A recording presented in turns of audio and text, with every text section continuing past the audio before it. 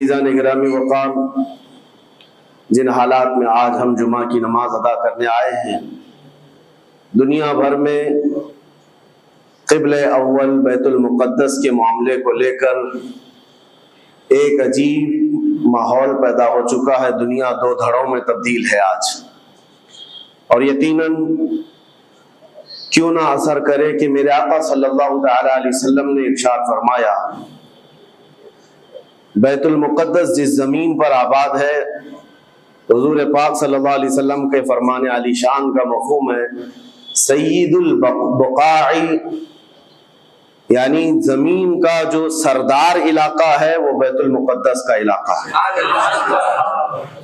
مسجد اقصی جہاں پر آباد ہے اس کو سید البقاع کہا گیا ہے، اور یہ بھی روایت میں ملتا ہے سید الصخرہ، گنبدوں میں اگر کوئی سردار گنبد ہے تو وہ بیت المقدس کے لیے کہا گیا ہے۔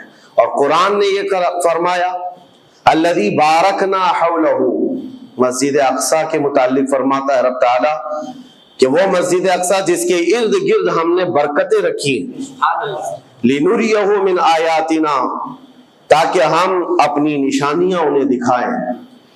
تو یہ اللہ تبارک و تعالیٰ کی اس مقدس سرزمین جس کو ارض مقدس کہا گیا ہے، نام ہی میں مقدس موجود ہے، اور یہ آج سے نہیں بلکہ روایت میں ہے خانہ کعبہ کی تعمیر کے فوراً بعد حضرت ابراہیم علیہ السلام نے بیت المقدس کی تعمیر فرمائی، اور ہزاروں انبیاء اکرام علیہ السلام کا وہ قبلہ رہا، اور وہ ان کی مرکز عبادت بھی رہا، اور ایک نہیں تقریباً 30,000 کے قریب انبیاء اکرام علیہ السلام مسجد اقصی کے ارد گرد دفن ہیں، آرام فرمائیں۔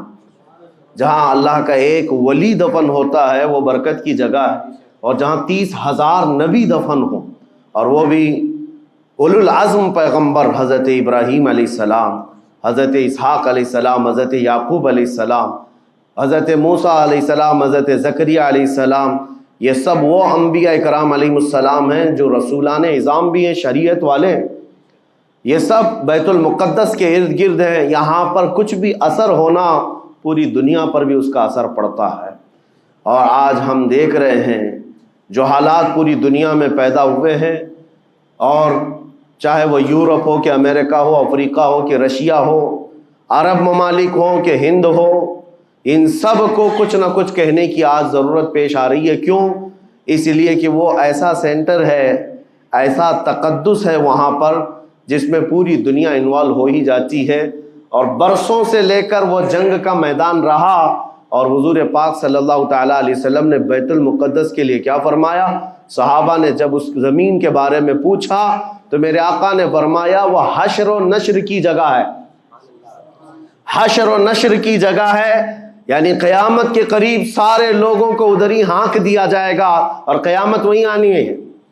حشر و نشر کی جگہ ہے، حضور پاک صلی اللہ تعالیٰ علیہ وسلم نے فرمایا، اور فرماتے ہیں میرے آقا ہو سکے تو تم جا کر اس میں نماز پڑھ لو، اس لیے کہ اس کی ایک نماز دوسری مسجدوں کی 1000 نمازوں سے افضل ہے۔ یہ مسجد اقصی کے متعلق میرے آقا صلی اللہ علیہ وسلم کا فرمان علی شان ہے۔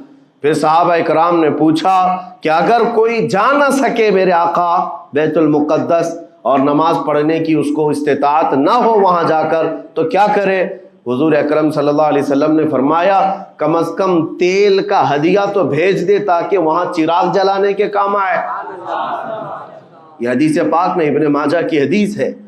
نبی کریم صلی اللہ تعالیٰ علیہ وسلم کے اس فرمان علی شان کے مطابق میں آج آپ تمام ہی حضرات سے یہ گفتگو کرنا چاہوں گا کہ میرے عزیزوں، یہ صرف فلسطین اور اسرائیل کا مسئلہ نہیں ہے، یہ اسلام اور کفر کا مسئلہ ہے، اور پوری دنیا کے لیے ہے، پوری دنیا کے لیے اگر وہ حقیقت کی نگاہیں رکھتی ہیں، چاہے وہ کسی بھی قوم سے وابستہ ہو، چاہے وہ کوئی بھی دین اور دھرم سے تعلق رکھتے ہو، میں ان سے کہتا ہوں اگر اینک تمہارے اوپر جھوٹ کی نہیں پڑی ہے تو آنکھیں کھول کر دیکھ لو ظلم اور بربریت کس جگہ ہے، اور حق کے لیے لڑنے والے کون ہیں۔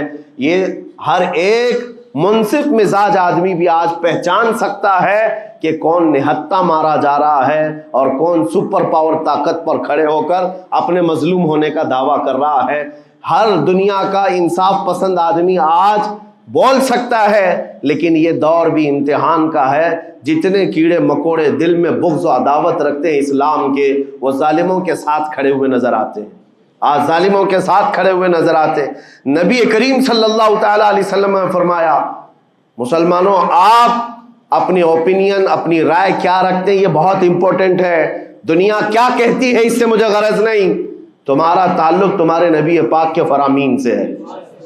خبردار خبردار، تم کبھی ان ظالموں کی حمایت میں نہ آنا، ورنہ قرآن کہتا ہے وَلَا تَرْكَنُوا، اللہ تعالیٰ فرماتا ہے اس طرف تم توجہ بھی مت کرنا، جھکاؤ بھی مت رکھنا جس طرف ظالم گئے، جس طرف ظالم گئے ہیں اس طرف جھکاؤ بھی مت رکھنا۔ اور آج کہیں ایسا نہ ہو کہ دنیا تمہارے پاس بہت آ گئی، چکا چوند دنیا دیکھ کر جیسے امارات والے ہوئے، متحدہ عرب امارات، دبئی جیسے آج انٹرنیشنل سٹی ان کے پاس مل گئی ہے، پوری دنیا وہاں پر تجارت کرنے لگ گئی، بحرین جیسے کنٹریز، ان کے پاس دنیا کی فراوانی آ گئی، تو آج وہ یہ سمجھنے لگ گئے کہ ہم کو مظلوم اور غریب فلسطینیوں کی مدد میں بات نہیں کرنی چاہیے، جو سپر پاور طاقت ہے اس کے ساتھ کھڑا ہونا چاہیے، کیونکہ ہماری ٹریڈنگ کا مسئلہ ہے، ہماری تجارت کا مسئلہ ہے۔ وہ یہ بھول گئے کہ ان کا اسلام کہاں ہے، ان کے آباء و اجداد کی روایت کہاں ہے۔ لیکن میں آپ سے کہتا ہوں ان کے نقشے پر چل کر کبھی اپنی رائے کو بدل نہ دینا۔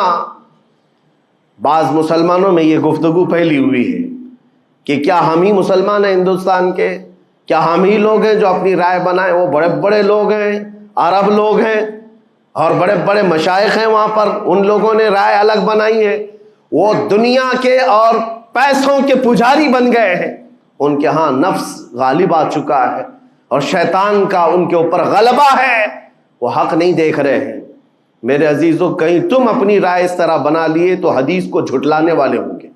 اللہ کے حبیب صلی اللہ علیہ وسلم کی حدیث سناتا ہوں، حضور پاک صلی اللہ علیہ وسلم فرماتے ہیں لا تزال عصابۃ من امتی یقاتلون علی ابواب دمشق وما حولها وعلى ابواب بیت المقدس ظاہرین علی الحق۔ حضور پاک صلی اللہ علیہ وسلم فرماتے لا یضرهم خذلان من خذلهم ظاہرین علی الحق الى ان تقوم الساعہ۔ میرے آقا فرماتے ہیں قیامت تک میری امت میں ایک جماعت ایسی ہوگی جو دمشق کے دروازوں پر اور بیت المقدس کے دروازوں کے اطراف میں حق کے لیے کھڑی رہے گی قیامت آنے تک۔ اور حضور پاک نے یہ بھی فرمایا، میرے آقا مخبر صادق صلی اللہ علیہ وسلم کے فرمان آج ہم اپنی آنکھوں سے دیکھ رہے ہیں۔ حضور فرماتے لا یضرهم خذلان من خذلهم۔ میرے آقا فرماتے ہیں دنیا کے بڑے بڑے دھوکہ دینے والوں کا دھوکہ انہیں کچھ اثر نہیں کرے گا، انہیں کوئی نقصان نہیں پہنچائے گا۔ آج بڑے بڑے پیٹروٹ میزائل داغ کر کے اگر وہاں کے علاقوں کو ختم کرنے کا دعویٰ کر رہے ہیں تو مجھے میرے نبی کے فرمان پر یقین ہے یہ کبھی نہیں ہو سکے گا، کبھی نہیں ہو سکے گا۔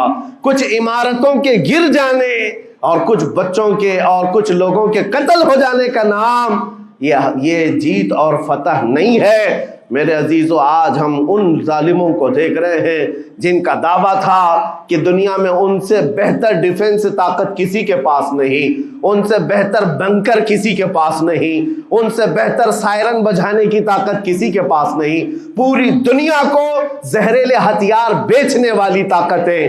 آج ہم نے یہ بھی دیکھا ہے کہ صرف محض ایک چھوٹی سی جماعت سے ان کے ہاتھ پیر ڈھیلے نظر آتے ہیں اور ان کے جسموں میں کپ کپی نظر آتی ہے۔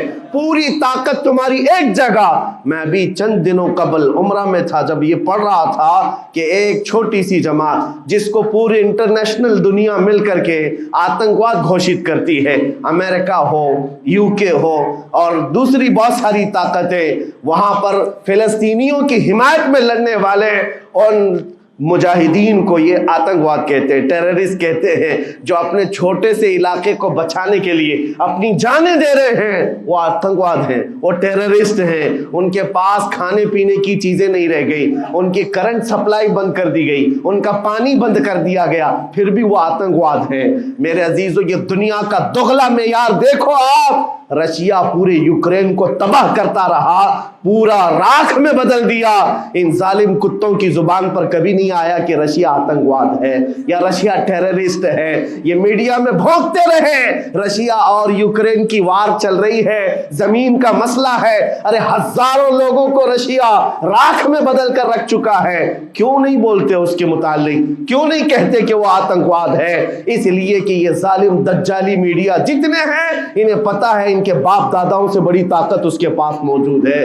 طاقتوں کی پوجا کرنا اور بڑی بڑی طاقتوں کو سلام کرنا یہ ان کی فطرت میں داخل ہے۔ اور ہم الحمدللہ مسلمان ہر وقت یہ فیصلہ رکھتے ہیں کہ جو غریب ہے، جو مظلوم ہے، وہ چاہے ایک سکہ بھی نہ رکھتا ہو، ہم اس کی حمایت میں ہمیشہ کھڑے رہتے ہیں۔ یہ اسلام کی خاصیت ہے۔ ہم طاقت و قوت اور تخت کو دیکھ کر کسی کی حمایت میں نہیں کھڑے ہوتے، بلکہ حق و باطل کو دیکھ کر اگر مظلوم چھوٹی سی جگہ پر بھی ہے تو ہم اس کے ساتھ کھڑے ہیں۔ اسلام میں ہو یا نہ ہو، اگر وہ مظلوم ہے تو اس کی آواز ہم اٹھاتے ہیں۔ عزیزان گرامی وقار، جس کو اپنی طاقتوں پر خوب بھروسہ تھا، میں ایک بات عرض کرتا ہوں، مسلمانوں آج جاگنے کی ضرورت ہے، بیداری کی ضرورت ہے۔ تمہارے دماغوں پر یہ پٹی ڈالی گئی ہے اور یہ بٹھایا گیا ہے، ان کے پاس بہت بڑی بڑی طاقتیں، تمہارے ادھر ادھر کرنے سے کچھ نہیں ہوتا، تمہاری آواز اٹھانے سے کچھ نہیں ہوتا۔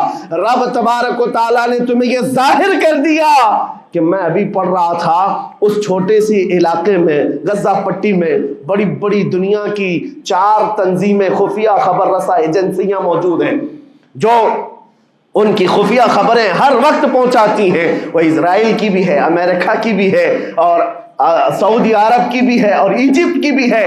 4 بڑے بڑی کنٹریز کی خفیہ ایجنسیاں کام کر رہی ہیں، اور سب کی سب خفیہ خبر رساں ایجنسیاں فیل ہو گئی، ناکام ہو گئی۔ اس کے باوجود اسرائیل کے درندوں کو یہ وحشتناک چیز دیکھنی پڑی۔ دنیا آج اس میں حیرت میں ہے کہ ایسا کیسے ہو گیا، ایسا کیسے فیل ہو گیا، یہ سسٹم کیسے کام نہیں کر سکا، ہمیں پہلے سے اطلاع کیسے نہیں ملی۔ میں قرآن پڑھ کر کے بتاتا ہوں، میرا رب فرماتا ہے وَمَكَرُوا وَمَكَرَ اللَّهُ وَاللَّهُ خَيْرُ الْمَاكِرِينَ۔ کافر منصوبہ بناتے ہیں اور اللہ خفیہ تدبیر کرتا ہے، اور اللہ کی خفیہ تدبیر غالب آتی ہے۔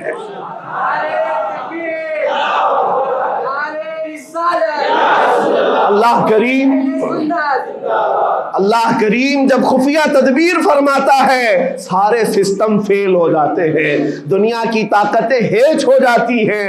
آپ کبھی یہ مت سمجھنا کہ دنیا کے پاس بہت بڑی طاقتیں ہیں، نہیں مسلمانوں، ایمان اس کا نام نہیں ہے۔ اقبال نے بہت پہلے کہا تھا، اللہ کو پامرد مومن پہ بھروسہ، ابلیس کو یورپ کی مشینوں کا سہارا۔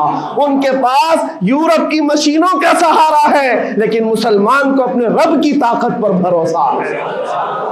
میرا رب غالب حکمت والا ہے اور وہ قدرت والا ہے۔ جس وقت رب تعالیٰ چاہے، کیا آپ نے تاریخ نہیں پڑھی، وہ اگر اپنے نبی کی حفاظت کرنا چاہے تو مکڑی کے جال سے حفاظت کرتا ہے، کبوتری کے انڈوں سے حفاظت کرتا ہے۔ وہ اپنے حبیب کی حفاظت کرنا چاہے اور کسی نبی کی حفاظت کرتا ہے، مچھلی کے پیٹ میں رکھ کر کے یونس کی حفاظت کر رہا ہے، اور ابراہیم علیہ السلام کو آگ میں ڈال کر کے بھی اس تپش سے بچا رہا ہے، اور اسماعیل علیہ السلام کی گردن پر چھری چل رہی ہے، پھر بھی اس چھری سے بچانے والا مولا کون ہے؟ اور سمندر میں اتر جانے کے بعد موسیٰ علیہ السلام کی بڑی فوج کو راستے دینے والا مولا کون ہے؟ آپ جانتے ہیں، ابراہیم علیہ السلام کو آگ سے بچانے والا، یونس علیہ السلام کو مچھلی کے پیٹ میں زندہ رکھنے والا، موسیٰ علیہ السلام کو سمندروں میں راستہ دینے والا وہی خدا ہے جو اپنے حبیب کو کفار مکہ کے ہر ظلم سے بچانے والا، ان کے رات کے منصوبوں کو خاک میں ملانے والا، میرے حبیب کو ان کافروں کے سامنے سے ایسے گزارنے والا کہ وہ کافروں کی آنکھیں ہمیشہ کے لیے اندھی ہو کر رہ جائیں۔ وہ مولا کل بھی تھا، آج بھی ہے اور ہمیشہ رہے گا۔ وہ اللہ حی و قیوم ہے، اس کی ذات پر توکل رکھو، یقین رکھو۔ آج دنیا کے ان حالات کو دیکھ کر مسلمانوں کا ایمان اور مضبوط ہو جائے، اور مضبوط ہو جائے۔ آپ یہ سوچتے ہوں گے ہمیں کیا کرنا چاہیے، ہم یہاں بیٹھ کر کیا کریں؟ میں تو اس بات کو کہوں گا آپ واٹس ایپ جہاد میں مصروف نہ رہیں، ادھر کی ادھر چیزیں شیئر کرتے ہوئے گھر میں بیٹھ کر کے رات بھر اپنی مرغن غذاؤں میں اور بستروں پر سوتے رہے نہیں۔ اگر تمہارا دل روتا ہے، کسی ایک بچے کی آہ پر تم پہنچ تو نہیں سکتے، لیکن کسی غریب کی ایک درد پر تمہارا دل روتا ہے، اللہ کی بارگاہ میں وہ بھی لکھا جاتا ہے، وہ بھی لکھا جاتا ہے اور تم کو ان کے شریکوں میں شمار کیا جاتا ہے۔ تم اگر رقت کے ساتھ بیٹھ کر کے دعا کرتے ہو، سوچو آج آپ اپنے گھر میں ہیں، تمہارا بیٹا نکلا، جوان بیٹا نکلا، اس کی خبر آئی کہ اچانک اس کی لاش کہیں تڑپتی ہوئی نظر آئی، جیسے خبر سنو گے تمہارا کھانا پینا حرام ہو جاتا ہے، تمہارے گھر بار کا چین و سکون غارت ہو جاتا ہے۔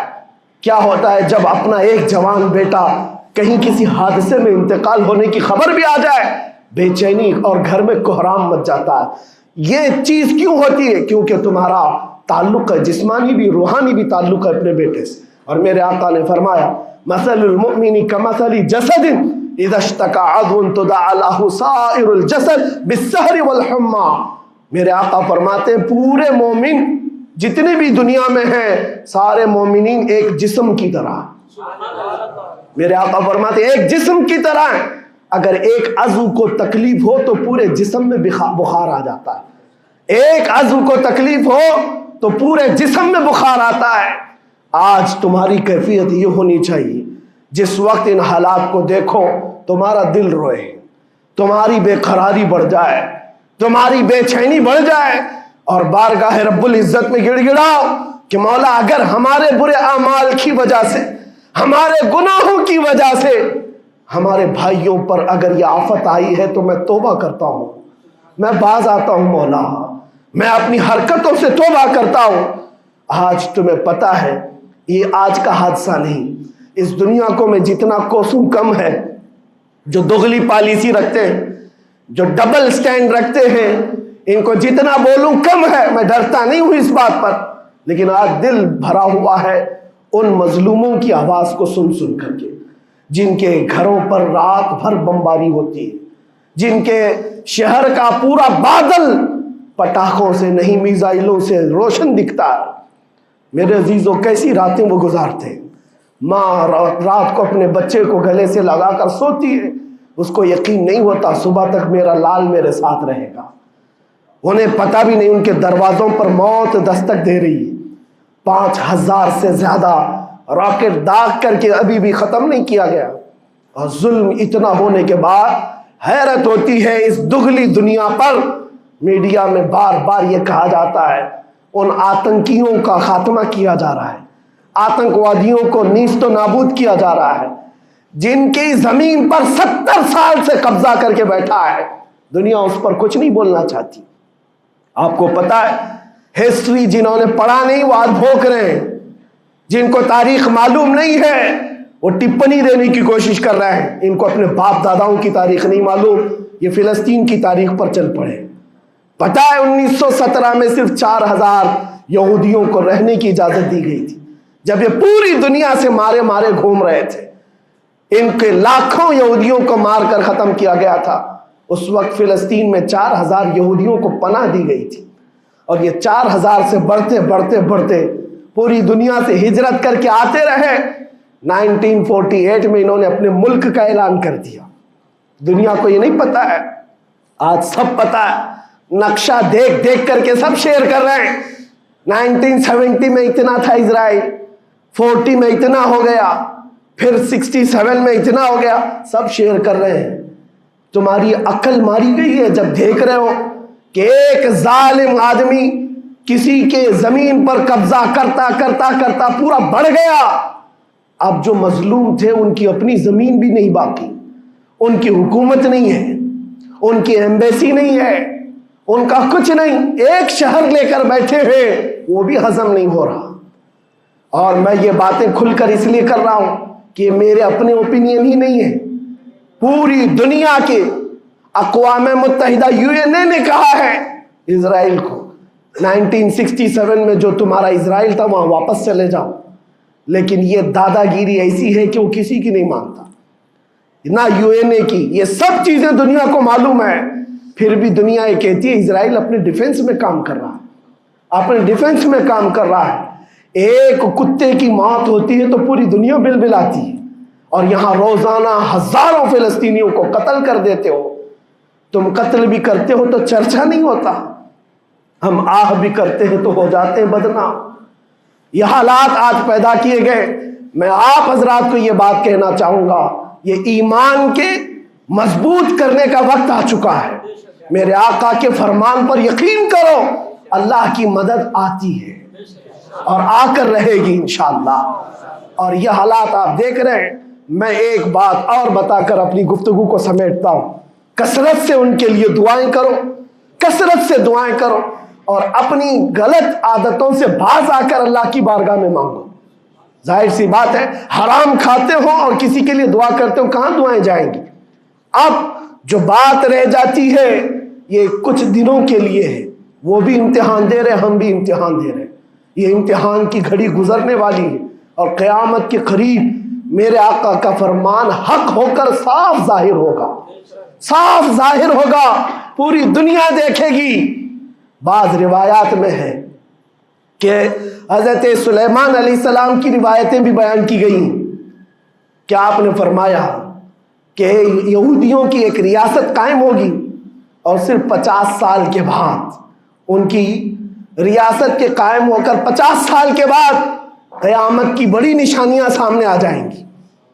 اب وہ حالات آ گئے، چند سالوں کی بات ہے، جتنا خون بہایا تھا وہ خون ختم ہوگا، اور خون شہیدہ سے صبح بہارا آئے گی، اور ایک دن پوری دنیا دیکھے گی جب بیت المقدس پر اللہ اکبر کی صدائیں گونج رہی ہوں گی، اور امام مہدی کا ظہور ہوگا، امام مہدی آئیں گے، اور پوری دنیا میں صرف اور صرف اسلامی پرچم لہرائے گا انشاءاللہ العزیز۔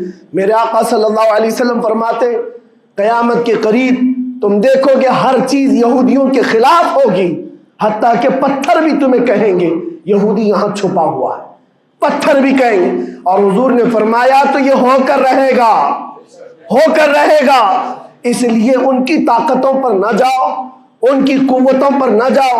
آج جب ایک چھوٹی سی جماعت نے تمہارے ڈیفنس سسٹم کو للکار کر رکھ دیا ہے، وہ وقت بھی آئے گا جب خدائے جلال و جبروت والے مالک خدا کو، اللہ کریم کو جب یہ دکھانا ہوگا کہ اللہ تعالیٰ ایمان والوں کی کیسی مدد کرتا ہے، تو وہ دن بھی دیکھو گے جب کیڑے مکوڑے اور حشرات کی طرح ظالم حکومتیں فنا ہو جائیں گی۔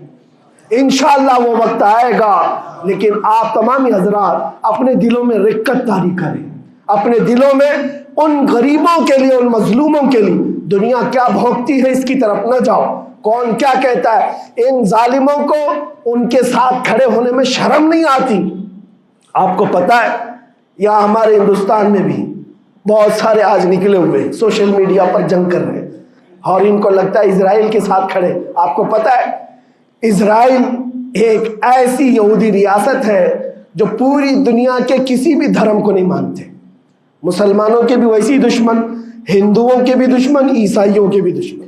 ان کو پتہ ہی نہیں ہے، ان کو لگتا ہے وہ ہمارا ساتھی ہے، مسلمانوں کو مار رہا ہے تو ہمارا ساتھی، جبکہ وہ صاف انکار کرتے ہیں کہ بتوں کی پوجا کرنے والوں سے ہمارا کوئی رشتہ ہی نہیں۔ وہ یہودی ہیں، وہ پوری دنیا میں اپنے آپ کے متعلق یہ عقیدہ رکھتے ہیں کہ اللہ نے ہم کو ایک خاص مٹی سے بنایا اور سارے انسانوں کو کچرے سے بنایا، ساری دنیا کو کچرے سے اور جانوروں کے فضلے سے بنایا، اور ان کو ایک خاص جنت کی مٹی سے بنایا۔ اور قرآن میں یہ ذکر موجود ہے، اللہ فرماتا ہے وقالت اليہود نحن ابناء اللہ واحباؤہ، اے محبوب، یہ یہودی کہتے ہیں ہم اللہ کے بیٹے ہیں اور اللہ کے محبوب ہیں۔ رب فرماتا ہے اے محبوب ان سے کہہ دے اگر تم اللہ کے بیٹے اور اللہ کے محبوب ہو تو مرنے کی تمنا کرو، کیونکہ اللہ سے مل جائے۔ لیکن اللہ فرماتا ہے وَلَن يَتَمَنَّوْهُ أَبَدًا، وہ موت کی ہرگز تمنا نہیں کرتے۔ یہودیوں کے ہاں جینے کی ہوس بہت ہے، اور قرآن کہتا ہے لَوْ يُعَمَّرُ أَلْفَ سَنَةٍ، اگر ان کو 1000 سال کی زندگی بھی دی جائے تب بھی وہ مرنا نہیں چاہتے۔ یہودی مرنا نہیں چاہتے۔ یہی تو بات ہے میرے عزیزوں، دنیا میں اور ہم میں فرق یہ ہے وہ کہتے تو ہیں ہم اللہ کے بیٹے اللہ کے محبوب، لیکن مرنا نہیں چاہتے۔ لیکن مسلمان کا بچہ جذبہ شہادت میں نظر آتا ہے۔ وہ ہمارے نزدیک موت کوئی حادثہ نہیں۔ ہمارے بزرگوں نے تو ہمیں یہ بتایا ہے کفن کندھے پر لے کر چلنا، موت آئے تو اوڑھ کر سو جانا۔ یہ نہ سوچنا کہ حادثہ ہوا ہے، بلکہ یہ سوچنا ادھر آنکھیں بند ہوئی ادھر زیارت مصطفیٰ ہو گئی، ادھر میرے رب سے ملاقات ہو گئی۔ مولا کریم کی بارگاہ میں دعا ہے جب تک زندہ رہے عزت اور ایمان کے ساتھ زندہ رکھے۔ مولا غریب فلسطینیوں پر تو رحم فرما، مظلوم فلسطینیوں کو آزاد فرما۔ اے کریم ارحم الراحمین، تو نے فرمایا جب بندہ مجھے مصیبت میں پکارتا ہے میں اس کی پکار کو سنتا ہوں۔ اے مولا آج فلسطینیوں سے زیادہ کون مظلوم ہے، ان سے زیادہ کون مصیبت میں ہے، اور تجھ سے زیادہ کون رحم کرنے والا ہے۔ اے مالک و مولا ان پر رحم کی بارشیں فرما، اے اللہ ان پر رحم کی بارشیں فرما، اور ظالم طاقتوں کو فنا فرما دے، ان کو نیست و نابود فرما، ان کو کیفر کردار تک پہنچا، اسلام و سنیت کا بول بالا فرما، کفر و شرک کا منہ کالا فرما۔ وصلی اللہ تعالی علی خیر خلقہ محمد وآلہ واصحابہ اجمعین برحمتک